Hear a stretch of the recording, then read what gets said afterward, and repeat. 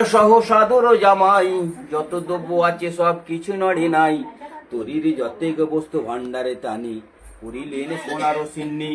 স্বপ্নে বলিলেন শোনো সাধু, আটায় সন্তুষ্ট হই আমি।